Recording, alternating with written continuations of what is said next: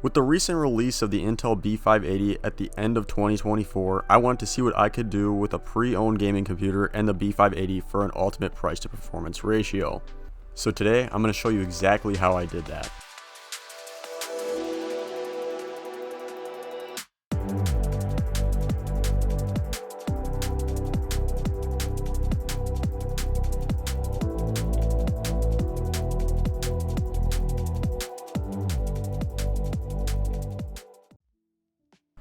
The foundation of this build is going to be this computer I picked up off Facebook Marketplace for just $250 after negotiating down from about $500. The graphics card that came in this build is a GTX 1650 Super. This is just an OEM style card. Interesting placement in the PCIe slot. For memory, we have 16 gigabytes of Corsair Vengeance LPX at 3000 megahertz. And then finally we have an i7-10700K.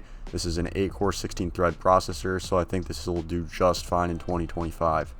So for this build, I'm going to disassemble the whole computer, clean it, swap out a few components, and upgrade that severely underpowered 1650 for a higher end graphics card.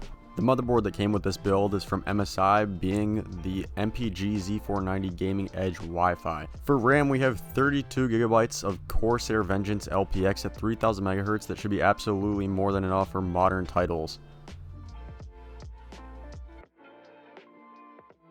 The processor that came with this build is the i7-10700K, which is actually a super capable processor still in 2025.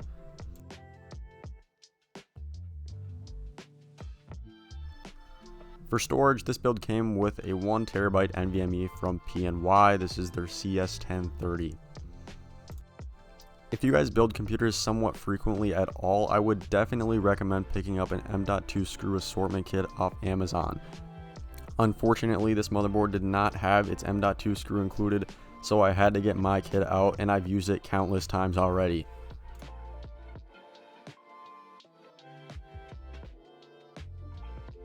I knew that I could not leave the i7 with the stock Intel cooler that this build came with, so I went on Best Buy's website and picked up an open box NZXT Kraken Elite 280mm cooler. Unfortunately, when you get open box products, you don't really know what to expect, and this one did come with some slight scratching and the thermal paste was completely gone. The money you save with open box can definitely be worth it at times, but you just got to understand the risks, and in this case it's not a huge deal, but yeah, just be aware that there might be minor damages.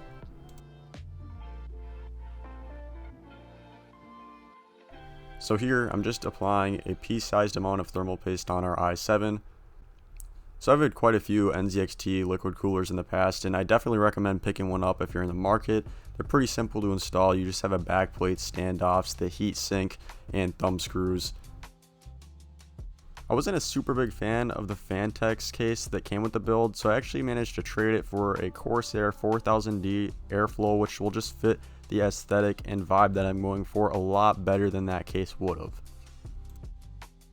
So for the power supply, we have a Fantex Amp 550 watt 80 plus gold certified fully modular power supply, and this thing is pretty nice, but unfortunately it's a little bit underpowered, so I would definitely recommend going with a 650 or a 750 watt power supply.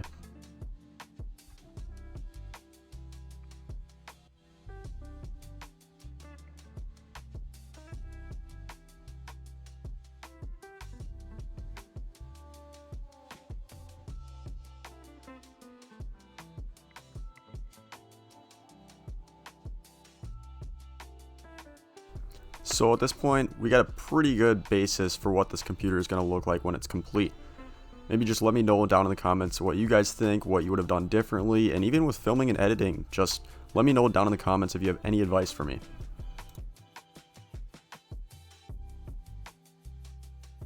So initially I wanted to mount the AIO on the top, but I'm going to have to move it to the front.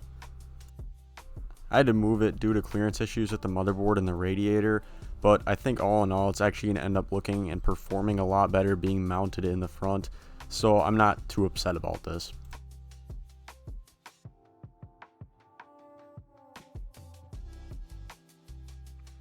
So after relocating the radiator to the front of the case, I actually think that the way the hoses bend is a lot more aesthetically appealing.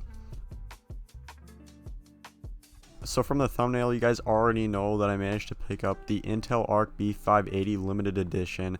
I was super stoked to be able to get my hand on this card because it's just been out of stock everywhere. With this thing in person, it looks so much better than it does online, and I really hope we can start to see more graphics cards that are minimalistic and just super clean and will work with a variety of builds. To add a premium feel, I grabbed an Asia Horse braided cable extension just for the graphics card because I thought it would make it look a lot more appealing.